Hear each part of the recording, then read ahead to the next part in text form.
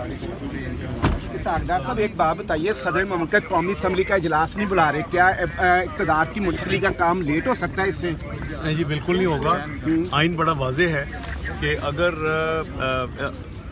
ऐसी सूरत हाल हो जो अभी है, तो जिस दिन इलेक्शन होगा उसके 21वें दिन जो भी ट्रांजिट स्पीकर होंगे, क्योंकि असम्बली तो ख़त्म हो चुकी है, स्पीकर तो चलते हैं जब तक नया नहीं आता, जैसे अपने पंजाब असम्बली में देखा, तो वो 21वें दिन स्पीकर ऑटोमेटिकली इजलास बुलाता है, जो कि 29 बनेगी।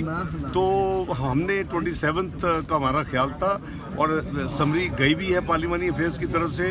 उन्होंने चूँकि साइन नहीं किया, तो एक दिन बीच में मंगल या जुमेरात हार्डली मैटर। अच्छा, केपी में जो गवर्नर नहीं बुला रहा है इजलास, वहाँ भी यही फार्मूला लागू होगा? केपी में जो गवर्नर नहीं बुला रहा है जी, ज़ाहिर है 29 को तो जहाँ जहाँ भी जनरल इलेक्शंस हुए हैं वो पूरे पाकिस्तान में हुए हैं। जो असम्बली या नेशनल असम्बली अगर सदर नहीं बुलाते, किसी सूबे का गवर्नर नहीं बुलाता, उसका यही होगा कि 29 को ऑटोमेटिकली इजलास होगा। अच्छा, आप बताइए कि आप